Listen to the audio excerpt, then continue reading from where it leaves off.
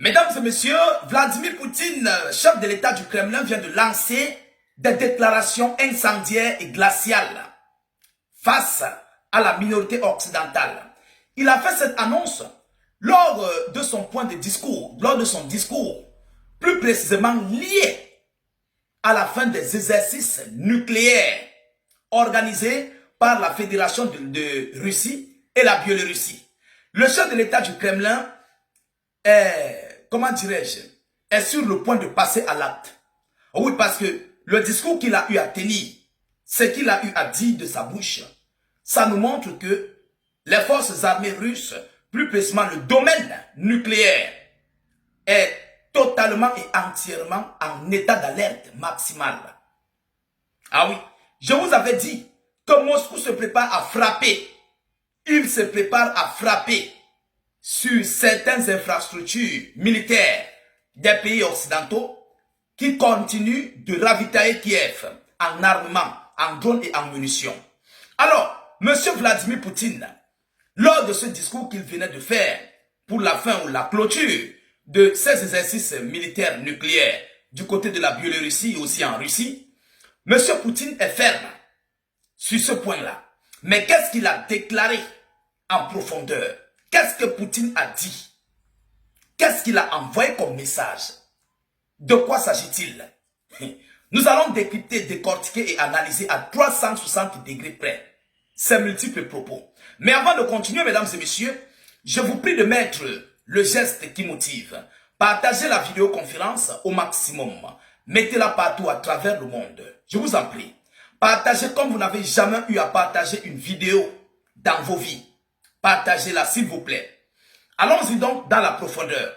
Selon le chef de l'État du Kremlin, il dit quoi? Vladimir Poutine d'abord dans un premier temps, il se félicite du bon déroulement des exercices nucléaires. Il se félicite du bon déroulement. Donc, un déroulement 100% réussi. Vous comprenez? Alors, il dit, je cite, il est crucial de continuer à améliorer la préparation au combat des forces nucléaires stratégiques et tactiques et de développer davantage tous leurs composants, a déclaré ce jeudi le président russe à l'issue de manœuvres entamées mardi par la Biélorussie au cours desquelles des vecteurs de l'armée atomique ont été testés. Des vecteurs de l'armée atomique ont été testés. Poutine se félicite et il demande à accroître encore plus d'efforts à la création des nouveaux types d'armes. Ah oui, ah oui, c'est pourquoi il dit préparer au combat des forces nucléaires stratégiques et tactiques et de développer davantage. Et de développer davantage. Tout ça pour qui? Tout ça là, pour qui? Pendant que la Russie se fait bombarder, je vous ai promis, je vous ai dit, je viendrai avec des annonces. Ça fait froid au dos. Pendant que la Russie se fait frapper, tu continues de développer, tu continues d'accroître des missiles nucléaires. Pour faire quoi avec? Pour faire quoi avec? C'est vrai. Ça peut servir aussi pour la dissuasion. Mais tu es en train de perdre la guerre. Tu es en train de laisser l'ennemi entrer sur toi. Vous comprenez? Alors, toujours selon la même source, il dit, je cite, « Je voudrais remercier toutes les personnes impliquées, d'abord et avant tout, le président de la Biélorussie, Alexandre Loukachenko, mais aussi tous ceux qui ont pris part à cet exercice et les militaires russes et biélorusses pour leur excellente organisation, leur compétence et leur précision, a-t-il poursuivi selon le Kremlin. Mais ce n'est pas une bonne annonce. Vous savez pourquoi Poutine a organisé ses opérations militaires nucléaires avec la Biélorussie? Parce qu'il se prépare à passer à l'acte contre l'Europe.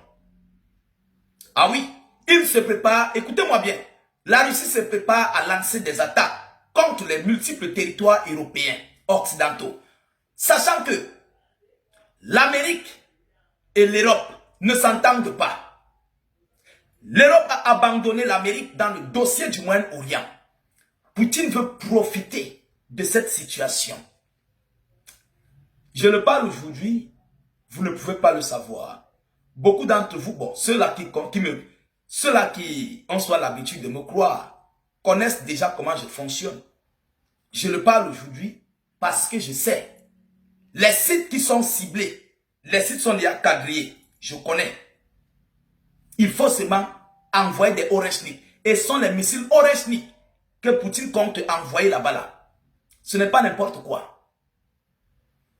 Moscou veut profiter pour tester le missile Oreshnik sur les multiples capitales occidentales. Pas les villes en question. Je ne dis pas les villes, mais les sites militaires. L'Allemagne, le Royaume-Uni, la Pologne et quelques rares pays. Il y a aussi le Danemark de l'autre côté. Moscou veut profiter pour frapper sa multiples territoires. Il y a environ 5 pays. 5 pays sont ciblés. Mais avant de lancer cette attaque, Poutine se prépare à une guerre nucléaire au cas où ça dégénérait. Parce que Poutine veut d'abord procéder par des frappes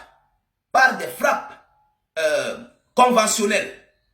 Mais si ça dégénérait sur une confrontation nucléaire, ça prouve que la Russie est bien préparée. Voilà le fait pourquoi, voilà ici je voulais dire, voilà pourquoi Moscou, Vladimir Poutine et la Biélorussie ont organisé ces exercices nucléaires. Pourquoi avec la Biélorussie? La Biélorussie aussi est entourée des multiples pays baltes de l'OTAN. Et Kaliningrad, c'est la Russie. Pour arriver là-bas, il faut passer par la Biélorussie. Donc, impossible à ce que la Biélorussie échappe à ce conflit. Mesdames et messieurs, allons-y en profondeur. Il dit, je cite, je voudrais le souligner une fois de plus. L'utilisation des armes nucléaires est une mesure extrême et exceptionnelle pour assurer la sécurité nationale de notre pays. C'est un message qu'il envoie à l'armée nucléaire russe. Donc, les militaires de la Russie, mais qui sont liés au nucléaire. Vous comprenez? L'utilisation des armes nucléaires est une mesure extrême et exceptionnelle pour assurer la sécurité nationale de notre pays. Dans le même temps, compte tenu de la montée, écoutez cette partie-là, dans le même temps, compte tenu de la montée des tensions dans le monde et de l'émergence de nouvelles menaces, les nouvelles menaces, mesdames et messieurs, ça va box, voilà, les nouvelles menaces, notre triade nucléaire doit continuer à jouer le rôle de garant fiable de la souveraineté de la Russie et de la Biélorussie, en assurant la dissuasion stratégique et en maintenant la parité nucléaire et l'équilibre mondial des pouvoirs, a ajouté le chef de l'État de la Fédération de Russie. Pourquoi ce type de discours? Pourquoi ce type d'annonce? Ça inquiète le monde. Mesdames et messieurs, selon le ministère de la Défense russe, 64 000 soldats ont participé à ces manœuvres nucléaires qui impliquaient, selon lui, plus de 200 lanceurs de missiles, 140 avions, 73 navires et 13 sous-marins. Selon l'annonce, 13 sous-marins. Mesdames et messieurs, ce n'est pas du n'importe quoi. Non, ce n'est pas du n'importe quoi. Vous comprenez? Je vais répéter les chiffres là. Selon le ministère russe de la Défense, 64 000 soldats ont participé à ces manœuvres nucléaires qui impliquaient, selon lui, plus de 200 lanceurs, 140 avions, 73 navires de surface et 13 sous-marins.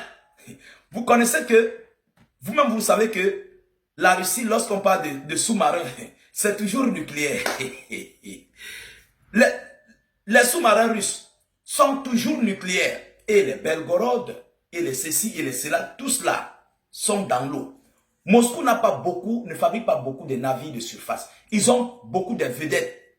Vous comprenez? Ils peuvent avoir beaucoup de vedettes. Mais les navires de surface, les balèzes navires, surtout les porte-avions là, les Russes n'aiment pas ça. Je crois qu'ils ont un ou deux. Quelque chose de la sorte. Vous comprenez? Alors, je crois que ce n'est pas un bon signe. Ce n'est pas un bon signe. Moscou, Poutine se prépare à déclencher la guerre. Vous comprenez? Il se prépare à déclencher la guerre nucléaire. Bon, pas une guerre nucléaire en tant que telle. Il sait qu'une guerre conventionnelle peut aboutir à une guerre nucléaire. Ah oui, donc il se prépare en temps réel. Mais la question qu'on se pose, c'est pour quand? Est-ce que Washington participera pour soutenir ses alliés de l'Europe? Je ne crois pas. Je ne crois pas. Avec tout ce que les Européens ont fait à Donald Trump dans le détroit d'Ormuz, je ne crois pas que l'Amérique va participer dans cette guerre. Si Moscou déclenche la guerre là, je ne crois pas. Mesdames, Mesdemoiselles et Messieurs, voilà ici l'annonce que j'avais à vous relayer dans cette vidéoconférence. Partagez-la au maximum. Mettez-la partout à travers le monde. Sécurisez la vidéo avec un maximum de j'aime. N'hésitez pas à vous abonner pour ne plus rater la page, mais aussi ne plus perdre nos vidéoconférences. Je vous reviens tout à l'heure pour une prochaine série d'informations. Soyez encore salués une fois de plus. Ciao, ciao.